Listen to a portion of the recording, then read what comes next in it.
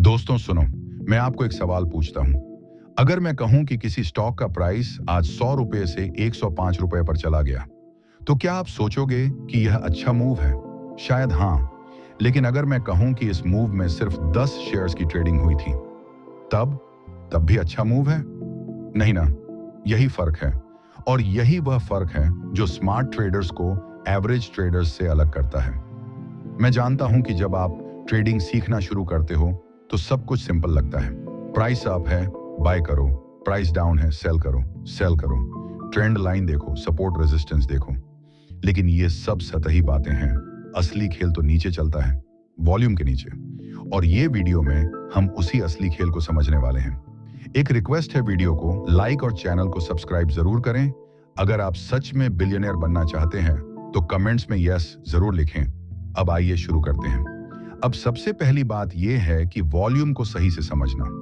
बहुत सारे लोग सोचते हैं कि वॉल्यूम मतलब बस कुल शेयर्स ट्रेडेड, लेकिन यह सिर्फ आधी बात है। वॉल्यूम असल में यह है कि किस इंटेंसिटी से मार्केट में एक्टिविटी हो रही है, किस भावना के साथ लोग ट्रेड कर रहे हैं। क्या लोग डेस्परेट हैं खरीदने के लिए या डेस्परेट हैं बेचने के लिए? सोचो, एक दिन इन्फोसिस का स्टॉक 9000 से 9050 पर चला गया, 50 रुपए का मूव। लेकिन उस दिन वॉल्यूम सिर्फ 20 लाख शेयर्स था, जो औसत से बहुत कम है। दूसरे दिन यही इन्फोसिस फिर से 9000 से 9050 पर गया, सेम मूव। लेकिन इस बार वॉल्यूम था 1 करोड़ शेयर्स। तो दोनों डेज में मूव सेम है, लेकिन क्या क्वालिटी सेम है? बिल्कुल नहीं। दूसरे दिन का मूव ज्यादा सिग्निफिकेंट है। क्यों? क्योंकि उसमें ज्यादा लोगों की पार्टिसिपेशन थी, ज्यादा पैसा इन्वेस्ट हुआ था, ज्यादा बाइंग पावर लगी थी, तो ये मूव स्ट्रॉन्गर है। अब यही बात को एक और एंगल से समझो।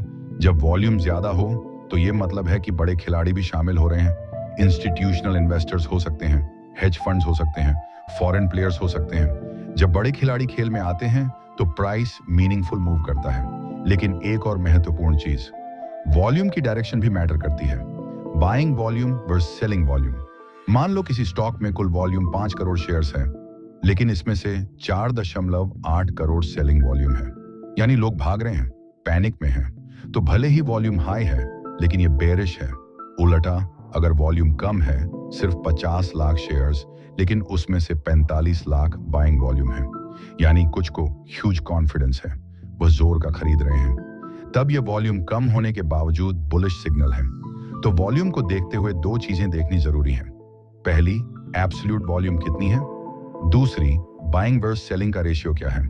अब एक और महत्वपूर्ण बात, वॉल्यूम के कॉन्टेक्स्ट में प्राइस को देखना होता है। मान लो प्राइस बहुत ऊपर है और वॉल्यूम भी बहुत ज्यादा है। अगर ये ऊपर की ओर मूव कर रहा है तो ये स्ट्रेंथ का सिग्नल है। लेकिन अगर ये साइडवेज मूव कर रहा है, बार बार सेम लेवल पर, और वॉल्यूम भी ज्यादा है, तो ये कंसोलिडेशन हो सकता है, जमावट हो रही है अगले बड़े मूव से पहले। यही वह कॉन्सेप्ट है जिसे ज्यादातर बिगिनर्स मिस करते हैं। वॉल्यूम को आइसोलेशन में नहीं देखना चाहिए, हमेशा प्राइस एक्शन के साथ देखना चाहिए, हमेशा कॉन्टेक्स्ट के साथ देखना चाहिए। अब आते हैं कोर कॉन्सेप्ट पर। प्राइस और वॉल्यूम का रिलेशनशिप असल में कितना गहरा है। मान लो मैंने आपको एक चार्ट दिया और कहा कि यहां एक स्ट्रॉन्ग अप ट्रेंड है, 50 लगातार हरे कैंडल्स, प्राइस 100 से 200 तक चला गया। अब क्या आप इसमें बाय करोगे? शायद हाँ। लेकिन अगर मैं बताऊं कि पहले 30 कैंडल्स तो लो वॉल्यूम के साथ थे, फिर अचानक लास्ट 20 कैंडल्स में हाई वॉल्यूम आया, तब भी बाय करोगे? हाँ, क्योंकि अब तुम्हें पता है कि पहले तो सिर्फ छोटे खिलाड़ी सवारी दे रहे थे, लेकिन अब बड़े खिलाड़ी भी आ गए हैं। तो ये मूव रियल है, सस्टेन्ड हो सकता है। लेकिन एक और सिनारियो, प्राइस 100 से 200 गया, 50 कैंडल्स, लेकिन वॉल्यूम कंटिन्यूअसली डिक्लाइन हो रहा है। शुरुआत में बहुत ज्यादा वॉल्यूम था, फिर धीरे धीरे घटता गया, आखिरी 10 कैंडल्स बहुत कम वॉल्यूम के साथ बने।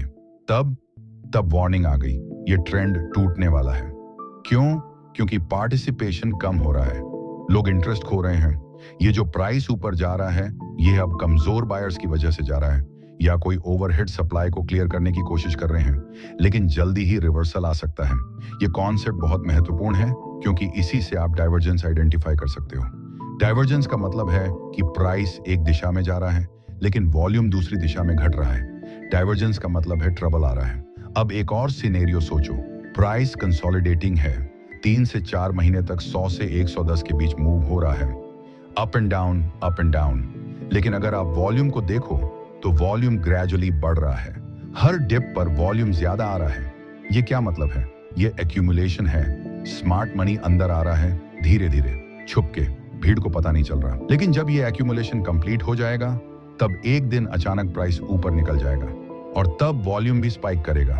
ये एक पावरफुल मूव होगा। अब उलटा सिनेरियो, प्राइस ऊपर है लेकिन वॉल्यूम डिक्लाइन हो रहा है। हर ऊपर की ओर मूव में वॉल्यूम कम आ रहा है। ये डिस्ट्रीब्यूशन है। स्मार्ट मनी बाहर निकल रहा है चुपके और जल्दी ही प्राइस गिरेगा।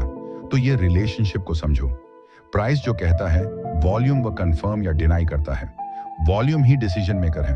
आप प्राइस देखो लेकिन वॉल्यूम को देखे बिना कोई डिसीजन मत लो। अब एक कॉन्क्रीट एग्जांपल, मान लो टीसीएस स्टॉक है 3,500 पर। अब 3 सिनेरियोस। सिनेरियो 1, प्राइस बढ़ा 3,500 से 3,500 तक, वॉल्यूम 2 गुना है एवरेज से। ये स्ट्रॉन्ग बाय सिग्नल है। सिनेरियो 2, प्राइस बढ़ा 3,500 से 3,550 तक, वॉल्यूम 0.5 गुना है एवरेज से। ये वीक सिग्नल है, सावधानी से देखो। सिनेरियो 3, प्राइस बढ़ा 3,500 से 3,550 तक, वॉल्यूम नॉर्मली सेम है, न ज्यादा न कम। ये न्यूट्रल सिग्नल है। सब में प्राइस सेम मूव किया लेकिन सिग्नल अलग अलग है। यही सटलिटी है। अब बड़े कॉन्सेप्ट्स पर, सपोर्ट और रेजिस्टेंस, ये दोनों शब्द सबके सबने सुने होंगे, लेकिन सच्चाई क्या है? सपोर्ट का मतलब है एक लेवल जहां प्राइस गिरते गिरते रुक जाता है। क्यों रुकता है? क्योंकि वहां बायर्स आ जाते हैं, डिमांड बढ़ जाती है और प्राइस बाउंस करता है। लेकिन कौन से बायर्स, ये भी समझना जरूरी है। अगर सपोर्ट लेवल पर बार बार बहुत हाई वॉल्यूम के साथ बाइंग हो रहा है तो मतलब बड़े प्लेयर्स हैं, इंस्टीट्यूशनल या स्मार्ट मनी, फिर तो ये लेवल सचमुच का सपोर्ट है, स्ट्रॉन्ग सपोर्ट। लेकिन अगर सपोर्ट लेवल हाई वॉल्यूम के साथ बाउंस करता है पर बार बार, तो क्या होता है? बायर्स की बाइंग पावर कम हो रहा है, वॉल्यूम डिक्लाइनिंग है। एक दिन आएगा जब बायर्स फेल कर जाएंगे और सपोर्ट टूट जाएगा। ये कॉन्सेप्ट को समझने के लिए एक चार्ट एग्जांपल लेते हैं। मान लो रिलायंस स्टॉक 2,400 लेवल है। 10 दिन में 5 से 6 बार प्राइस 2,400 को टच करता है। हर बार सपोर्ट होल्ड करता है। लेकिन जब आप वॉल्यूम देखो, पहली बाउंस, हाई वॉल्यूम दूसरी बाउंस, थोड़ा कम वॉल्यूम तीसरी बाउंस, और भी कम वॉल्यूम चौथी बाउंस, एवरेज से भी कम वॉल्यूम पांचवीं बाउंस, बहुत कम वॉल्यूम अब पांचवीं बाउंस में सपोर्ट वीक हो गया है। अगली बार प्राइस 2,400 को टच करता है। इसे तोड़ सकता है। क्यों? क्योंकि बायर्स की स्ट्रेंथ घट गई है। स्मार्ट मनी खरीदना बंद कर चुका है। अब जो बायर्स हैं वो वीक हैं, छोटे रिटेलर्स हैं और उनकी बाइंग पावर कमजोर है। तो ये बड़ा लेसन है। सपोर्ट और रेजिस्टेंस सिर्फ प्राइस लेवल्स नहीं है, ये मार्केट साइकोलॉजी की जगह है और वॉल्यूम बताता है कि इन जगहों पर कितना सीरियस खेल हो रहा है। अब रेजिस्टेंस, ये उलटा है, जहां प्राइस ऊपर जाते जाते रुक जाता है। क्यों? क्योंकि सेलर्स आ जाते हैं, सप्लाई बढ़ जाती है, प्राइस डाउन हो जाता है और फिर से वॉल्यूम बताता है कि ये रेजिस्टेंस कितनी स्ट्रांग है। हाई वॉल्यूम के साथ रेजिस्टेंस होल्ड करता है तो ये रियल रेजिस्टेंस है। कमजोर वॉल्यूम के साथ तो ये जल्दी टूट जाएगा। एक और इंपॉर्टेंट कॉन्सेप्ट, वॉल्यूम क्लस्टर। मान लो किसी स्टॉक की हिस्टोरिकल चार्ट देख रहे हो और तुम्हें पता चलता है कि 5,000 प्राइस लेवल पर बहुत ज्यादा वॉल्यूम ट्रेड हुआ था 1 साल पहले, लेकिन तब से प्राइस इस लेवल से दूर चला गया 1 साल में। अब अगर प्राइस फिर से 5,000 के करीब आता है तो क्या होगा? तो उस लेवल पर एक बार फिर से हिस्टोरिकल बाइंग वॉल्यूम आएगा। क्यों? क्योंकि जिन लोगों ने 1 साल पहले खरीदा था वह सेम लेवल पर सेल करना चाहते हैं। उन्हें अपना ब्रेक इवन चाहिए या कुछ लोगों को खरीदने का सेकंड चांस मिल रहा है। तो वॉल्यूम क्लस्टर से समझो कि कौन से लेवल हिस्टोरिकल रूप से इंपॉर्टेंट है और जब प्राइस उन लेवल्स के पास आए तो सावधानी रखो, क्योंकि वहां बहुत सारे ऑर्डर्स पेंडिंग हो सकते हैं। अब एक और advance concept, fixed volume nodes. Binance या एनएसई में आप देख सकते हो कि किस प्राइस लेवल पर सबसे ज्यादा ट्रेडिंग हुई है हिस्टोरिकल रूप से। उन लेवल्स को कहते हैं हाई वॉल्यूम नोड्स और ये लेवल मार्केट की मेमोरी होती है। जब प्राइस फिर से इन लेवल के पास आता है तो मार्केट की रिएक्शन कांस्टेंट होता है। तो सपोर्ट रेजिस्टेंस को देखते हुए वॉल्यूम चार्ट भी देखो, हिस्टोरिकल वॉल्यूम नोड्स देखो, ये तुम्हें एक क्लियरर पिक्चर देगा।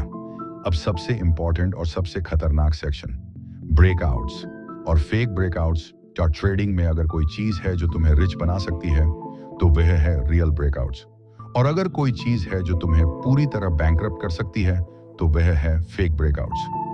तो ये बहुत सावधानी से समझते हैं। एक ब्रेकआउट क्या है? एक लेवल है जहां प्राइस रेजिस्टेंस को ब्रेक करता है या सपोर्ट को ब्रेक करता है और फिर नई दिशा में जाता है। जब प्राइस रेजिस्टेंस को ब्रेक करता है ऊपर की ओर तो उसे बुलिश ब्रेकआउट कहते हैं। जब सपोर्ट को ब्रेक करता है नीचे की ओर तो बेरिश ब्रेकआउट। अब ये बात बहुत सावधानी से सुनो। ज्यादातर फेक ब्रेकआउट्स तब आते हैं जब प्राइस फॉल्स तरीके से रेजिस्टेंस को ब्रेक करता है, कुछ को ट्रैप में फंसाने के लिए। एक कैंडल या दो कैंडल्स के लिए ऊपर निकल जाता है, फिर अचानक क्रैश और सबके स्टॉप्स हिट हो जाते हैं। ऐसा क्यों होता है? क्योंकि मार्केट मेकर्स और बिग प्लेयर्स जानते हैं कि रिटेल ट्रेडर्स कहां स्टॉप्स रखते हैं, तो वह जानबूझकर प्राइस को थोड़ा ऊपर ले जाते हैं, स्टॉप्स को हिट करते हैं और फिर खुद अंदर आते हैं। लेकिन ये कैसे आइडेंटिफाई करते हैं? वॉल्यूम से। रियल ब्रेकआउट में वॉल्यूम बहुत ज्यादा होता है, नॉर्मल वॉल्यूम से कई गुना ज्यादा। कैंडल साइज बड़ा होता है, स्ट्रॉन्ग बॉडी होती है, क्लोज प्राइस ऊपर होता है, रेजिस्टेंस के काफी ऊपर, रिटेस्ट नहीं होता इमीडिएट, या होता है तो वॉल्यूम के साथ होता है, वेलोसिटी होती है, प्राइस क्विकली निकलता है, धीरे धीरे नहीं। फेक ब्रेकआउट में वॉल्यूम कम या एवरेज होता है, कैंडल विक बड़ा होता है, बॉडी छोटा होता है, क्लोज प्राइस रेजिस्टेंस के करीब ही होता है या स्लाइट अबव, अगले ही दिन रिटेस्ट आता है, बिना वॉल्यूम के क्विक रिवर्सल आता है, प्राइस फिर से नीचे आ जाता है। अब एक डिटेल्ड एग्जांपल लेते हैं। मान लो बजाज ऑटो स्टॉक 5500 पर स्ट्रॉन्ग रेजिस्टेंस है 3 महीने से, बार बार यहां प्राइस रुक जाता है। Scenario 1, fake breakout day. एक प्राइस 5498 से ओपन होता है, फिर 5520 तक चला जाता है, 22 पॉइंट्स का स्पाइक। लेकिन वॉल्यूम सिर्फ 50 लाख शेयर्स है, जो एवरेज वॉल्यूम 80 लाख से कम है। फिर प्राइस 5505 पर क्लोज होता है, एक छोटा सा ग्रीन कैंडल बनता है। डे 2, प्राइस 5495 से ओपन होता है, फिर से 5510 तक चला जाता है, लेकिन फिर से वॉल्यूम कम है, 45 लाख शेयर। डे 3, प्राइस 5480 पर ओपन होता है, वॉल्यूम बहुत ज्यादा है, 2 करोड़ शेयर, प्राइस लगभग 200 पॉइंट गिर जाता है, सबके स्टॉप्स हिट हो जाते हैं। तो यह फेक ब्रेकआउट था, शेकआउट था। प्राइस को ऊपर ले जाकर स्टॉप्स हंट किए गए, फिर नीचे लाया गया। Scenario 2, real breakout. Day 1, price 5498 से ओपन होता है, वॉल्यूम पहले ही से बहुत ज्यादा है, 1.5 करोड़ शेयर्स, प्राइस डायरेक्टली 5540 तक जाता है, 42 पॉइंट्स। वॉल्यूम भी कंटिन्यूअसली हाई है, सभी वेव्स में। प्राइस 5535 पर क्लोज होता है, एक स्ट्रॉन्ग ग्रीन कैंडल बनता है। डे 2, प्राइस 5540 से ओपन होता है, फिर 5560 तक चला जाता है, वॉल्यूम फिर से बहुत ज्यादा है, 1.2 करोड़ शेयर, प्राइस 5555 पर क्लोज होता है। डे 3, प्राइस 5550 से ओपन होता है, स्लाइड पुल बैक, लेकिन वॉल्यूम भी बहुत है, 80 लाख शेयर, प्राइस 5545 पर क्लोज होता है। ये रियल ब्रेकआउट है। रिटेस्ट भी आया लेकिन वॉल्यूम के साथ आया। ये ब्रेकआउट सस्टेन्ड रहेगा, तो ये डिफरेंस को समझो। वॉल्यूम ही बताता है कि ब्रेकआउट रियल है या फेक। अब एक और कॉन्सेप्ट, स्टॉप हंटिंग।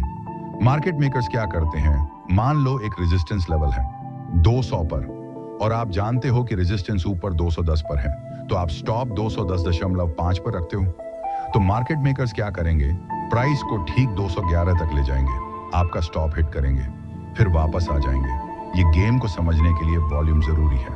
अगर आप देख रहे हो कि एक स्पाइक आया लेकिन वॉल्यूम कम है, तो समझो ये स्टॉप हंट हो सकता है, अवॉइड करो। और एक बहुत महत्वपूर्ण बात, वॉल्यूम स्पाइक के टाइमिंग को देखो। अगर मार्केट ओपन होने के तुरंत बाद स्पाइक आता है तो ये रिटेल की एंथुजियाज्म हो सकती है, लेकिन अगर स्पाइक आफ्टरनून में आता है तो ये बिग प्लेयर्स हो सकते हैं, क्योंकि दोपहर में यूजुअली बिग प्लेयर्स एक्टिव होते हैं। अब बात करते हैं उन टूल्स की जो वॉल्यूम को सोफिस्टिकेटेड तरीके से एनालाइज करते हैं। पहला है ऑन बैलेंस वॉल्यूम या OBV।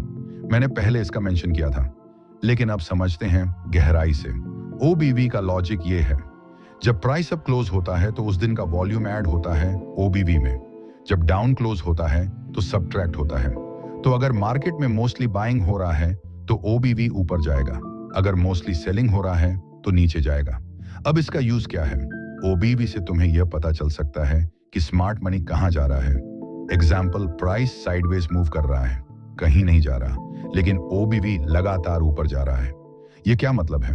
मतलब है कि बाइंग जारी है, स्मार्ट मनी घुस रहा है। तो अगले कुछ दिनों में स्ट्रॉन्ग अप मूव आ सकता है। उलाटा एग्जाम्पल, प्राइस ट्रेंड कर रहा है ऊपर की ओर, लेकिन ओबीवी नीचे आ रहा है। ये डाइवर्जेंस है, मतलब है कि बाइंग छूट रही है। प्राइस ऊपर जा रहा है लेकिन वॉल्यूम नहीं बढ़ रहा, तो ये मूव वीक है, जल्दी रिवर्स हो सकता है। ओबीवी का एक और यूज है बुल रन और बेयर रन की आइडेंटिफिकेशन। ट्रेंड के शुरुआत में ओबीवी में ब्रेकआउट आता है, स्ट्रॉन्ग वॉल्यूम स्पाइक। तो जब आप ओबीवी को देखो चार्ट पर और ओबीवी में ब्रेकआउट आए तो बहुत बड़ी मूव के लिए तैयार रहो। अब एक और powerful indicator, volume rate of change या VROC, ये बताता है कि वॉल्यूम कितनी तेजी से चेंज हो रहा है। अगर VROC पॉजिटिव है और बढ़ रहा है तो वॉल्यूम बढ़ रहा है, बुलिश है। अगर नेगेटिव है तो वॉल्यूम घट रहा है, बेरिश हो सकता है। फिर है एक्यूमुलेशन डिस्ट्रीब्यूशन लाइन या ADL। ये वॉल्यूम के साथ प्राइस को भी कंसिडर करता है। ये बताता है कि किस भाव पर वॉल्यूम ट्रेड हो रहा है। अगर प्राइस ऊपर है और ADL भी ऊपर जा रहा है तो एक्यूमुलेशन हो रहा है, लोग ऊपर खरीद रहे हैं, बुलिश है। मनी फ्लो इंडेक्स या MFI भी है। ये वॉल्यूम के साथ प्राइस को जोड़कर एक ऑसिलेटर बनाता है, 0 से 100 के बीच मूव करता है। जब MFI 80 से ऊपर जाता है तो ओवरबॉट है, जब 20 से नीचे आता है तो ओवरसोल्ड है। लेकिन याद रखो, ये सब इंडिकेटर्स हैं, टूल्स हैं, ये खुद में पूरी स्टोरी नहीं बताते। तुम्हें चार्ट को खुद पढ़ना पड़ता है।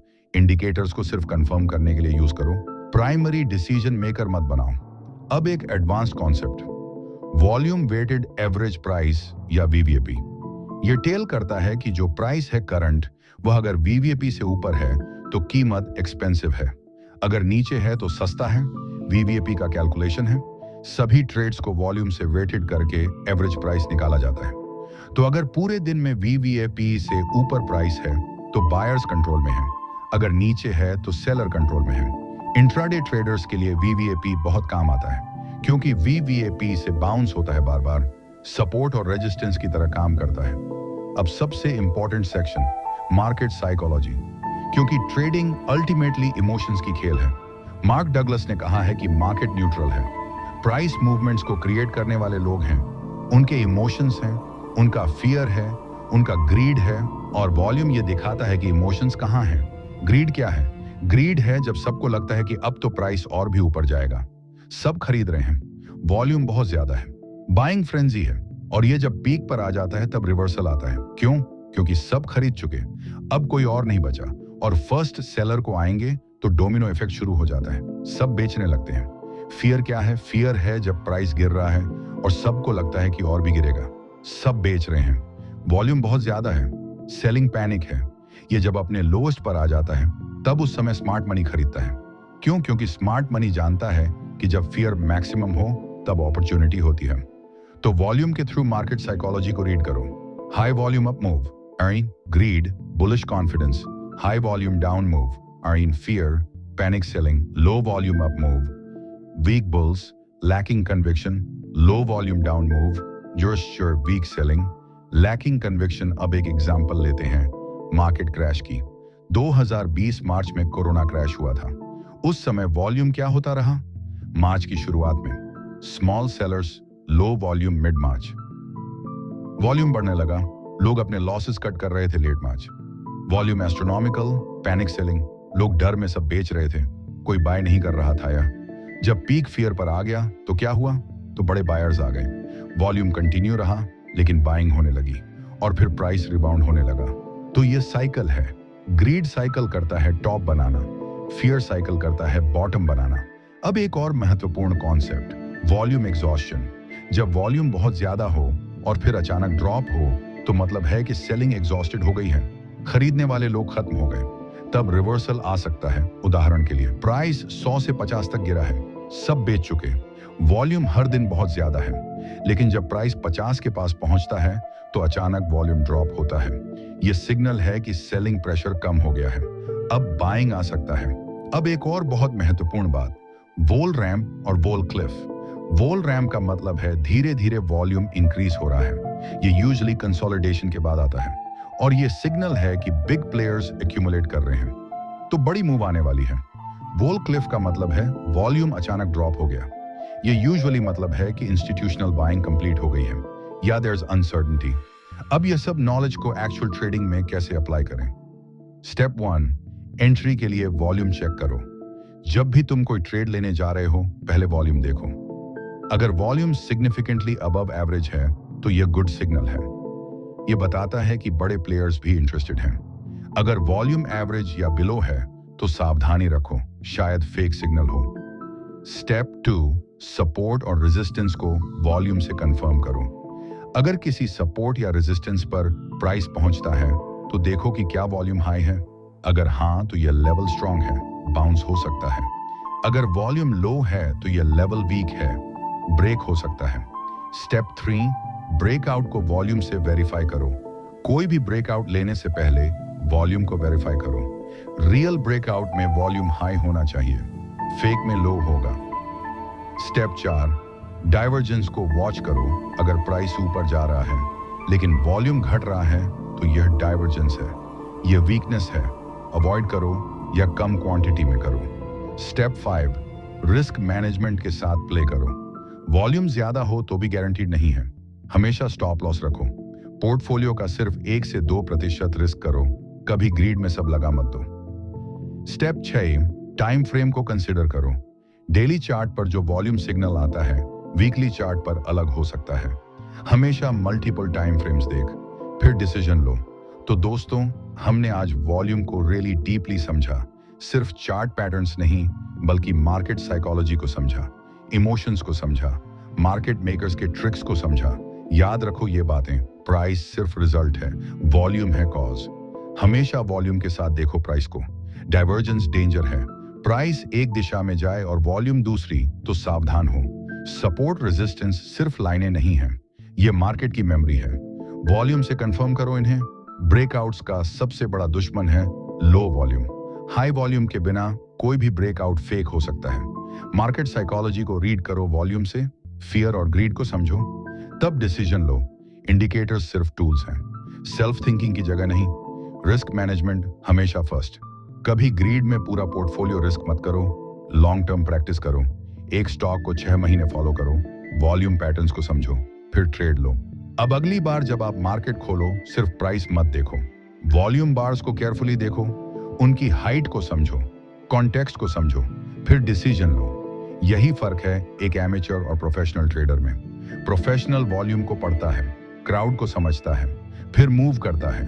एमेच्योर सिर्फ प्राइस को देखता है और इमोशनल डिसीजन लेता है। तो आप प्रोफेशनल बनो, वॉल्यूम को समझो, मार्केट के लैंग्वेज को सीखो, फिर खेलो और याद रखो, सर्टेनिटी कभी नहीं होता, सिर्फ प्रोबेबिलिटी है। वॉल्यूम इसी प्रोबेबिलिटी को बढ़ाता है। बस यही काफी है।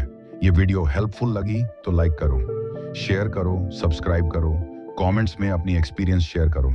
किस वॉल्यूम कॉन्सेप्ट से तुम्हें सबसे ज्यादा हेल्प मिली? मिलते हैं अगली वीडियो में। तब तक स्मार्ट रहो, डिसिप्लिन्ड रहो और हमेशा वॉल्यूम देखना। Happy trading.